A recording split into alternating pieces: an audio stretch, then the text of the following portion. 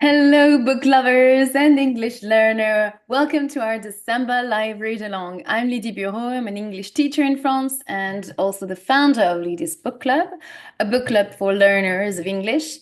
In this book club, I host live readings and workshops on adaptations of classics of literature and contemporary novels in their original texts. I also tend to prioritize books that are written by women. Each month, we read and explore a different book for all levels of English. And 3 times a month, I meet with the members of the book club in a live workshop session via Zoom to discuss the chapters read over the week so that the members have the opportunity to practice their speaking skills, their critical thinking skills, and improve their English along the way. This month, we are reading the B1 adaptation, Penguin Readers adaptation of Jane Austen, Sense and Sensibility. This is a 2021 Penguin Readers edition, and I really love these books because they're so well made. Whether you're a teacher of English or an independent learner, you've got questions at the end and also grammar exercises or vocabulary exercises to practice your understanding. And all the words in bold are found at the end in the glossary. So it's it's a well thought book. And all these adaptations you can check on their website. They have loads of books of all different levels for all different levels. So it can suit no matter the stage you are in English. In the book club, we tend to read books from level 4, so from A2 plus, so pre-intermediate, up to B2 and advanced and original texts of contemporary novels.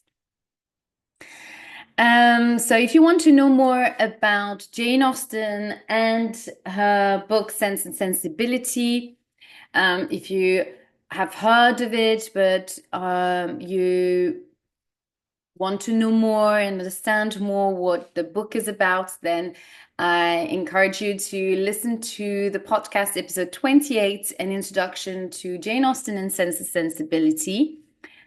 Which is available on this YouTube channel, but also on Spotify podcast Read in English, which is Ladies Book Club podcast. Yeah.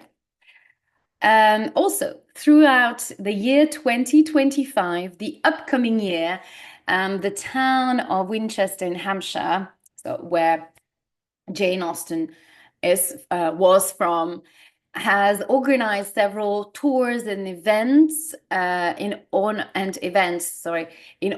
of Jane Austen's 250 years anniversary. So next year, well, she is born on the 16th of December, so she will only turn 250 at the end of the 2025 year, but 2025, but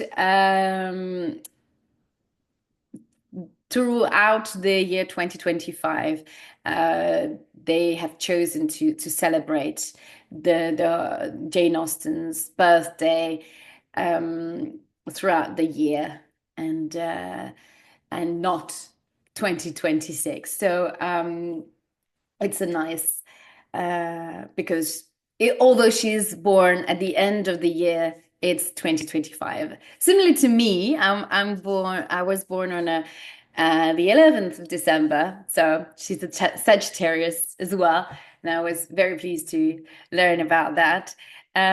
So the year of birth is still 2025. So to know more about these events and book your tickets, they do many events in Winchester or at the museum or different places in Hampshire. But I think that they might host things online, perhaps. So you can just check out the website, visit winchester.com. The link is in the description and have a look. Today is our third live reading session of Sense and Sensibility, and we are going to read chapters 5 and 6. This coming Saturday on the 21st of December, I will host the first workshop based on the chapters 1 to 4 of this adaptation. But of course, I like to read some passages from the original text as well, which is this beautiful closed-bound edition that I have at home. So I like to refer to the original text as well.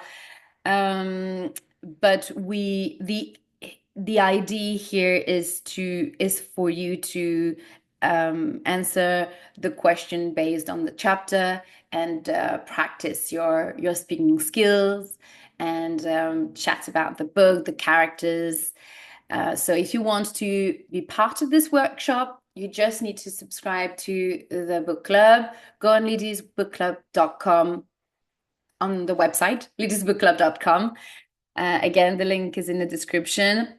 And when you're on the subscribing page, you will see all the dates of the upcoming live readings and workshops that we have planned for the months. Right. So let's get started. And as I usually do,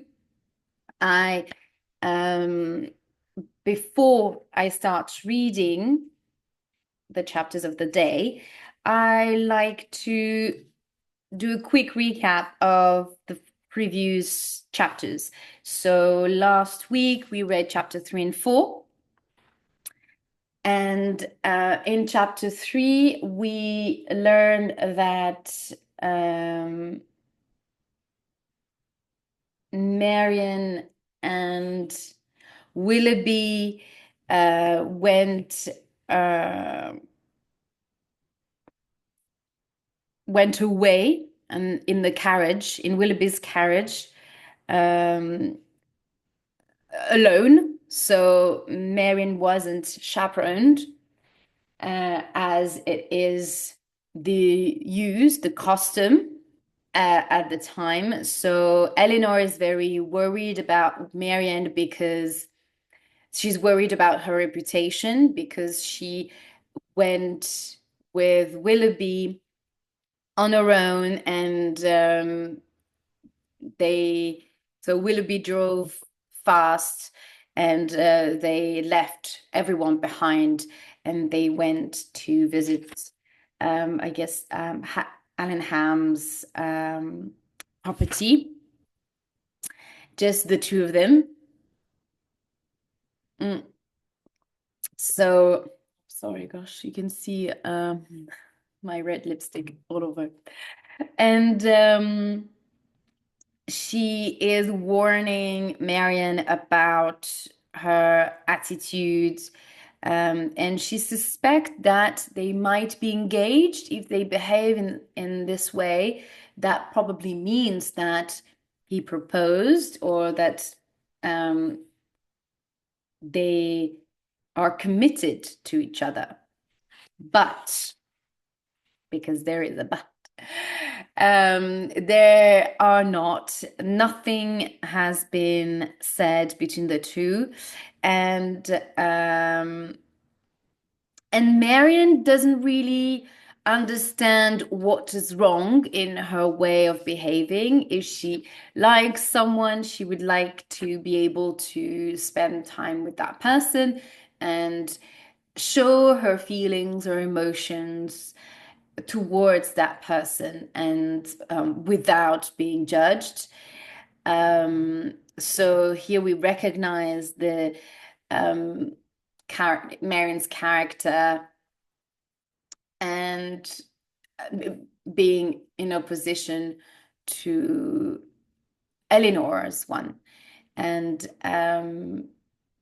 with the fact that she doesn't really understand what it implies um, to to spend time alone with a young man and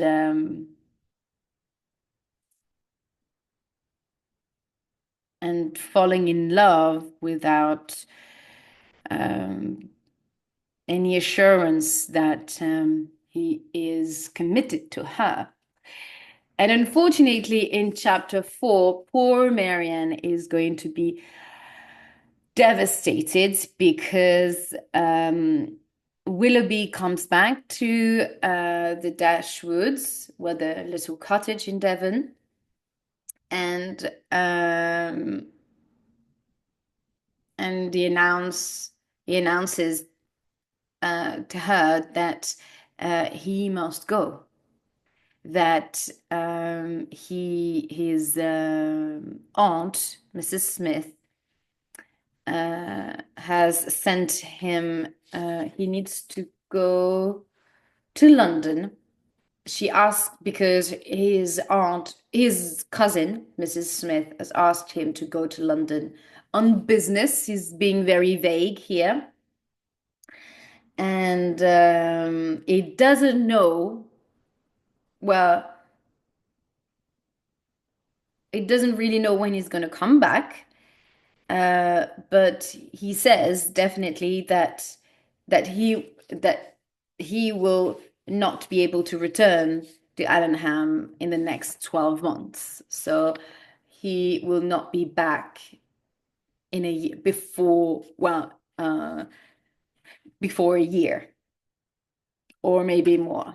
Yeah, uh, after he talks to Mrs. Dashwood, he's being even more vague about his return to Devon because she tries to find solution, seeing her daughter so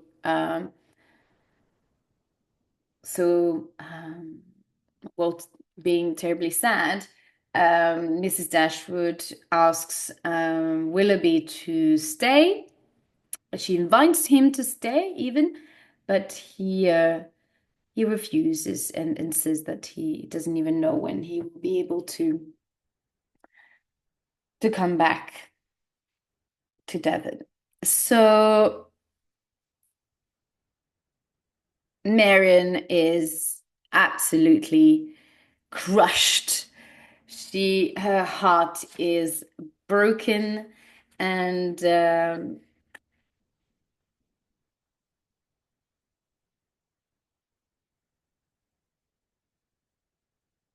she knows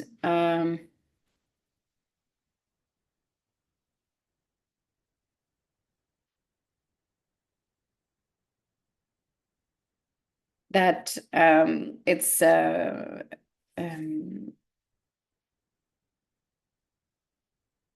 and she knows, yeah, that this is maybe the last time she will see him, or she can't bear not seeing him leave. And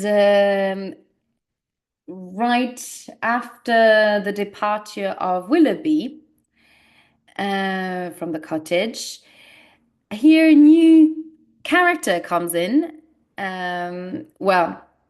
Reappears. Edward Ferrars, Fanny's brother. Remember, um, Elinor's lover, or well, she doesn't really express her love, but she has feelings for him for sure. Um, and he arrives at the cottage, and surprisingly enough, he doesn't really show much attention to Elinor, which is he holds a very different attitude towards Elinor compared to the time they met at Norland Park, where They had spent a lot of time together and they enjoyed each other's company, and Edward seemed to really like Elinor. But here he is in Devon and not really paying attention to Elinor, not really talking to her much. So something is off, as one would say. So when he is chatting with Marianne and Mrs. Dashwood, he's kindly invited to the cottage, and they argue about income. Remember, income is the money that comes in the house, so the salary, money. They talk about money and debating, Marianne and Elinor debating around the need for money to be happy. And these two are on a very different page.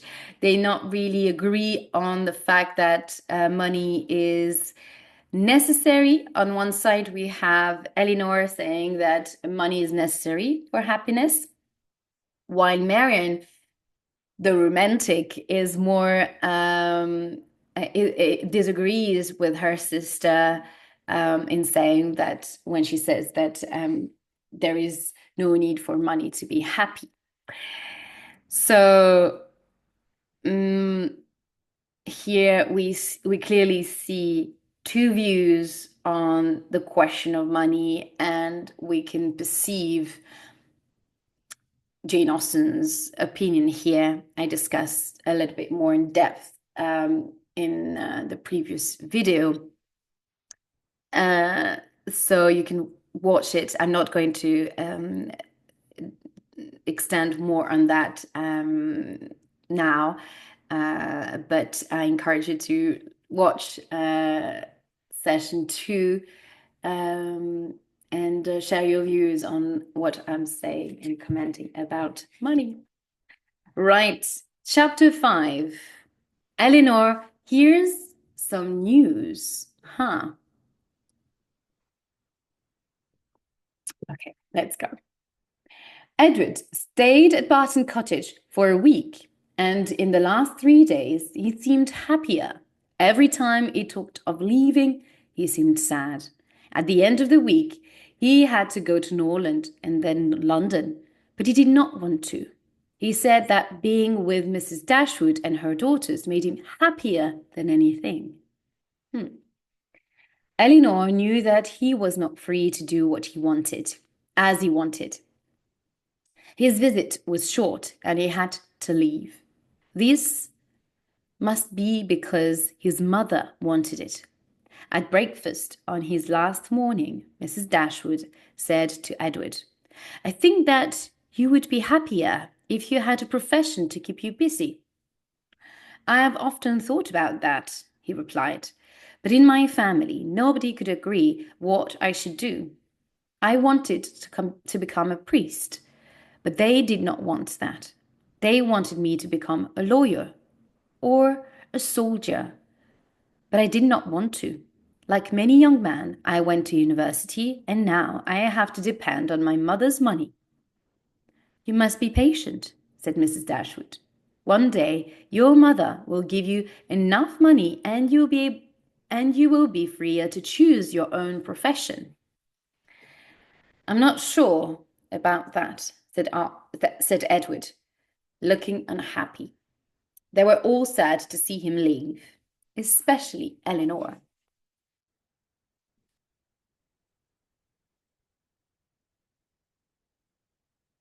However, however, she tried to hide her feelings so that she would not make her family even sadder. Elinor is very self-conscious, and she cares a lot about her family's well-being and, well, her mother, especially, and her sister as well. She did not behave as Marianne had behaved, staying alone, being silent, and doing nothing. Instead, she kept herself busy the whole day, never saying Edward's name. But if someone spoke of of him, sorry, but if someone spoke of him, she did not try to avoid talking about him. She controlled her feelings. Elinor was sitting drawing one morning. Oh, sorry. Elinor was sitting drawing one morning soon after Edward had left, when a group arrived at the door. Sir John and Lady Middleton and Mrs. Jennings were in the group, and also a man and a woman whom she did not know. Mrs. Jennings started talking immediately. "How are you? Where is Mrs. Dashwood? Where is Marianne? I thought that I heard a carriage last night and that it was Colonel Brandon coming back." Elinor was then introduced to the Palmers. Mrs. Palmer was Lady Middleton's sister. So the whole family is there. Sir John invited the Dashwoods to dinner at Barton Park the next evening. Mrs. Dashwood decided not to go. She did not always go to dinner at Barton Park every time Sir John invited them. She's probably a bit bored about it. After the group had left, Marianne said, "I know that the rent on this cottage is low, but we have to accept so many invitations to boring dinner parties." They feel a little bit obliged to go.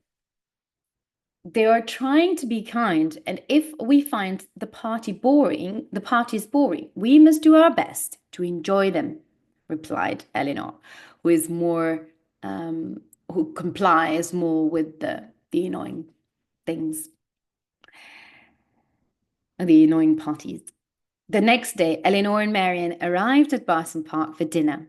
Mrs. Palmer was a friendly but silly woman who talked a lot.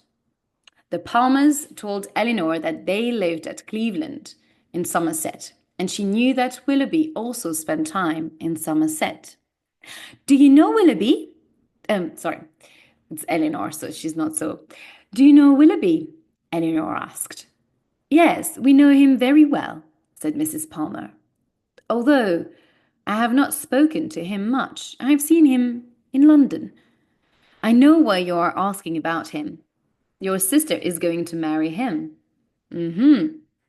So you see how rumors went about this too. "I'm surprised to hear you say that," replied Elinor. "You know more than I do. I met Colonel Brandon in London, and he told me," said Mrs. Palmer. "I'm surprised," said Elinor. "Colonel Brandon is not usually so open." "Well, he did not say that exactly. I asked him about Willoughby and Marianne, and he looked embarrassed, so I thought that it must be true." So you see how she deducted what she wanted to hear, although he didn't say exactly that, but she kind of speculate on Marianne and Willoughby's behavior and, well, status. "Colonel Brandon said good things about all of you. My mother told me that he is in love with Marianne." Elinor quickly changed the topic of the conversation. The next day, the Palmers returned to Cleveland. But Elinor and Marianne soon received another invitation to Barton Park. On a visit to the city of Exeter, Sir John and Mrs. Jennings had met two young ladies, Anne and Lucy Steele, who were relatives of Mrs. Jennings and Lady Middleton. They were from a poor family, but they were young and pretty. Sir John had immediately invited them to stay, and then gone to invite the Dashwoods to Barton Park.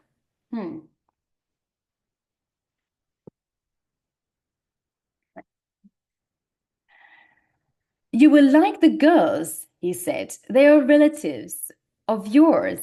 You must come." The Dashwoods promised to visit them at Barton Park soon. They did this a day or two later and were introduced to Anne and Lucy. Anne, the oldest, was nearly 30 and talked very openly. Her sister, Lucy, was 22 and very pretty. The two girls talked a lot and spoke warmly of the Middleton. Lucy said to Elinor, "I'm sure that you were sad to leave Sussex, but do you like Devon?" "Yes, I do," replied Elinor. We have heard that Norland, your old home, is very beautiful," said Anne, "and I believe that there are many handsome men around there, more than in Devon." So you see already that Anne is very much interested in finding a man. "Anne, could you talk of nothing except handsome men?" and said Lucy, and she began to talk of her admiration for the house and furniture. Elinor was surprised when Anne said to her, "Your sister Marianne is lucky to marry a handsome man, and she's so young. I hope that you will also be lucky." Elinor knew that Sir John loved to joke and talk about Willoughby. She also knew that Sir John talked about Edward, and she then heard him say, "Elinor likes Ferrers, but it is a great secret." Lucy and Anne both looked surprised. "Ferrers?" said Anne. "I know him well." "How can you say that, Anne?" said Lucy. "You've only met him a few times." Elinor now wanted to know more. But neither Sir John nor Mrs. Jennings asked any questions. Marianne avoided conversation with the Steele sisters and did nothing to encourage it. However, Lucy showed a strong interest in talking to Elinor and seemed to want to know more about her. Elinor noticed that Lucy was clever, although she had not read many books and had not had much education. One day, they were out walking together, and Lucy asked, "This may seem a strange question, but do you know Fanny Dashwood's mother, Mrs. Ferrers?" Elinor was surprised and said that she had never met Mrs. Ferrers. After some time, Lucy said, "I asked you about this because Mrs. Ferrers and I will soon be relatives." "Mm-hmm. What do you mean?" replied Elinor. "Do you know Robert Ferrers?" "No," said Lucy. "I've never met him, but I know his older brother, Edward." Elinor was shocked to hear Lucy say, "Nobody except Anne. Nobody except Anne knows the secret. But I will tell you. I do not think Edward will be upset if I tell you. Edward and I have been engaged for 4 years." "You've been engaged for 4 years?" said Elinor, shocked. "Edward studied with my uncle in Plymouth for 4 years, and we met at his home," Lucy told her. "After we became engaged, we kept it a secret." Elinor could not believe what she was hearing. "I only see him about twice a year, and it breaks my heart," continued. "Edward seemed so unhappy when I last saw him in Plymouth. It was just before he came to visit you at Barton Cottage. Did he seem sad to you?" "Yes, especially when he first arrived," said Elinor. "Before he left, I gave him a piece of my hair to put in a ring," Lucy told Elinor. So here, the lock of hair was Lucy Steele's hair, although Marianne and Elinor thought it was her hair. "Did you notice him wearing it?" "Yes, I did," said Elinor. She was so shocked that she could not speak. At first, Elinor did not know why Lucy was telling her about the secret engagement. But then Lucy continued, "Edward always took a talks a lot about you. You're a good friend to him. Suddenly, Elinor understood. Lucy was jealous of Elinor and wanted Elinor to know that she could never marry Edward. She's a very clever girl. Luckily, they had reached the cottage and she was able to say goodbye to Lucy, finally, who then returned to Barton Park. Chapter 6. From Barton to London. Elinor had no reason to believe that Lucy was not telling the truth. Everything about Edward's visits to Barton Cottage seemed to show this. He had been in Plymouth. He had seemed unhappy. He did not behave very warmly towards her, and he wore the ring. However, she could not believe that he had pretended to like her. He was too honest. Everyone had thought that he loved her. She worried about him. Could he be happy with Lucy still? Perhaps at first she had seemed pretty, and he only realized later that she was not the woman that he wanted to marry. And it did not seem likely that his mother would want him to marry Lucy. She was not from an important family and had much less education than Elinor. She cried to think of him being unhappy. So here it's quite interesting to see how Elinor, although Edward is not being very honest, although she says he's too honest, well, he's secretive here, and he doesn't really show, well, he doesn't tell really the whole truth to Elinor. Although, well, despite this, Elinor finds ways to still pity him in a way, or feeling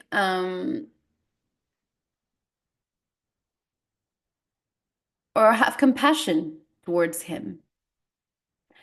So that really shows a strength of character, because although he is he's not being very frank and honest about his engagement, she feels for him.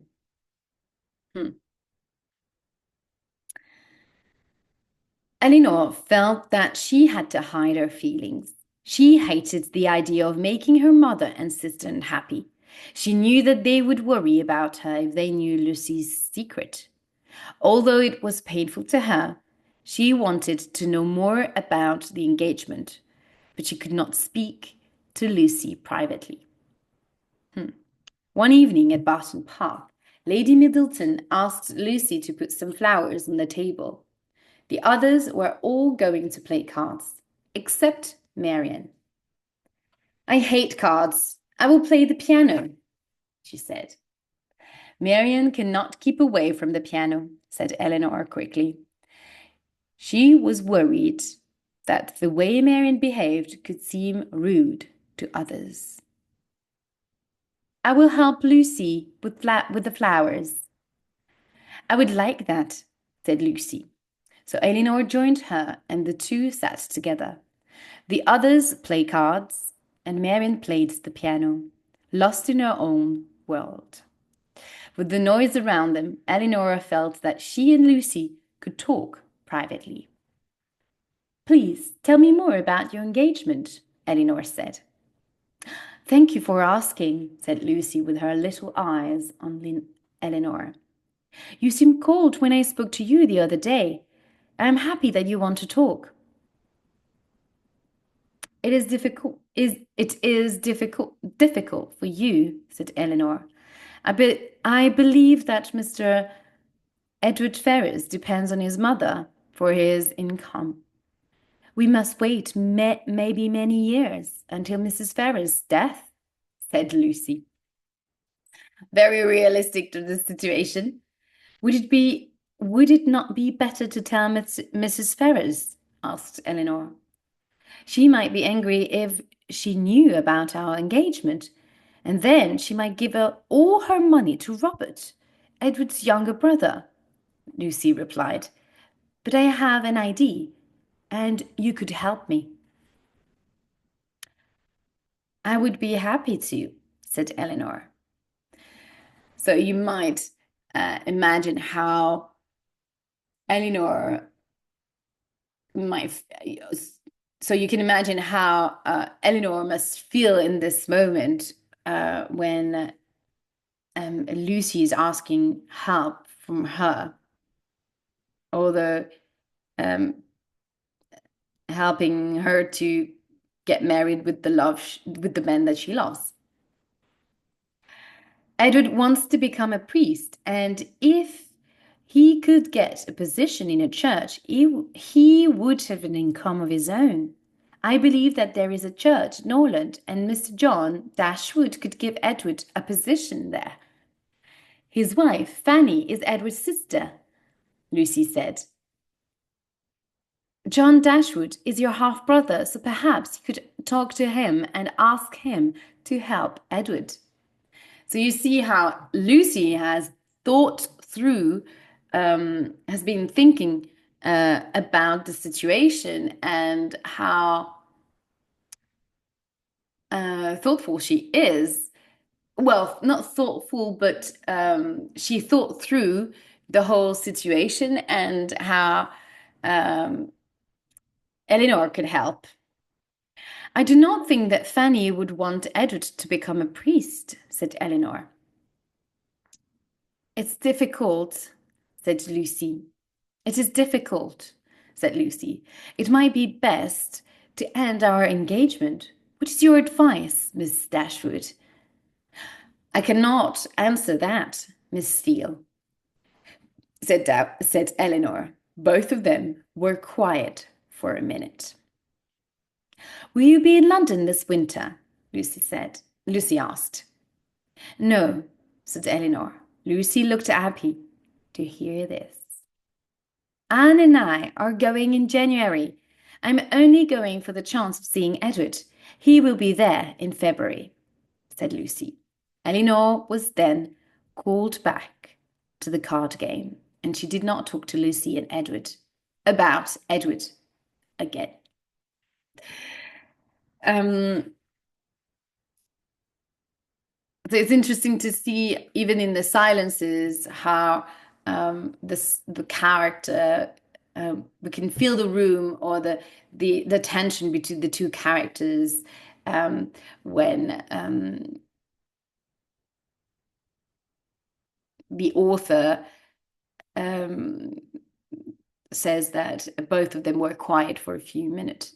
So the silences and the quietness of the character tells a lot here about the tension between the two characters. Thank you, but we could not leave. Oh, sorry. Mrs. Jennings had a second home in London that she went to every January. Elinor was surprised when Mrs. Jennings invited her and Marianne to come and stay with her there. Thank you, but we could not leave our mother, said Elinor. I think that Marianne would enjoy a visit to London, said Sir John. Your invitation makes me very happy, said Marianne, because she knows that who's in London? Willoughby. Your invitation makes me very happy, said Marianne, but I agree with Elinor that we could not leave our mother and the little sister as well. So this is something that has been omitted. Sorry. They also have a little sister. Elinor realized that although Marianne did not enjoy being with Mrs. Jennings, she was thinking that in London she might see Willoughby. But Marianne might see Willoughby. I think that it is a good plan, said Mrs. Dashwood when she heard about it. I will be fine, and you will be with Mrs. Jennings. who will take care of you in London? You'll be able to see John and Fanny while you're there. You should get to know your relatives better. The invitation was accepted, and Marianne seemed happier. In the first week of January, she and Elinor left in, sorry, and Elinor left in Mrs. Jennings left, oh, sorry.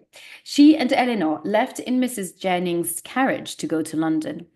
The journey was long, and Mrs. Jennings behaved as they expected. She talked, she joked, and she was always kind. They were all pleased when, after 3 days, they reached Mrs. Jennings' large house.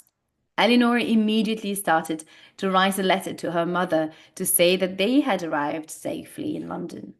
Marianne also wrote a letter, which she finished quickly. Elinor was sure that it was for Willoughby. Marianne seemed very excited. When later there was a sound at the front door, Marianne jumped up, saying, "Oh, Elinor, it is Willoughby," when Colonel Brandon entered. Oh. Marianne was too shocked to stay calm and immediately left the room. Elinor was sorry that her sister had behaved so rudely and welcomed Colonel Brandon warmly. The two of them talked, but Elinor did not ask about the last time she had seen him in Devon and why he had left so suddenly after receiving that letter. The next morning, Marianne woke up and went immediately to see if there was a letter for her. The next few days passed, and they visited different places in London. But she was always looking around her for Willoughby. Every time she arrived home, she ran to see if there was a letter from him. But there never was. Elinor worried deeply about her sister. So Elinor is hoping and hoping to see Willoughby, but no sign of him.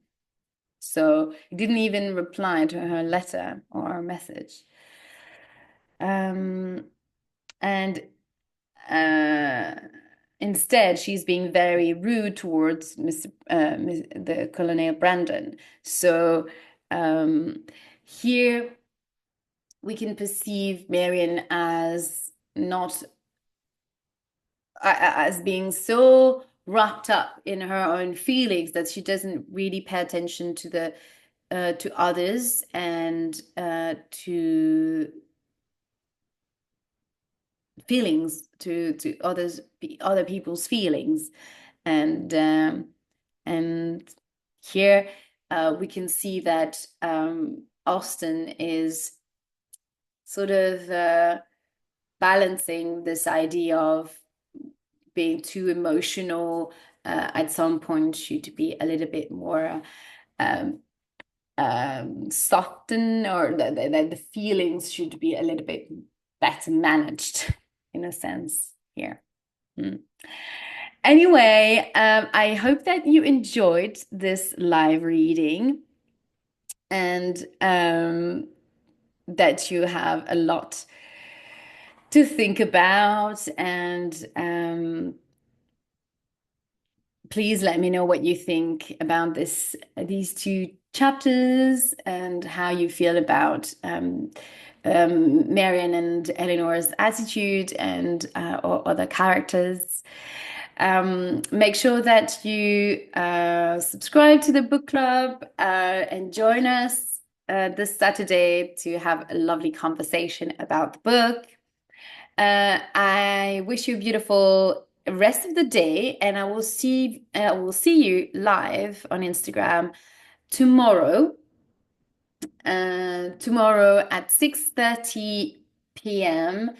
Central European Time for the 4th live reading session. We will read chapters 7 and 8. So we'll see if will it be appears again or not? Thank you again. Bye bye. Bye.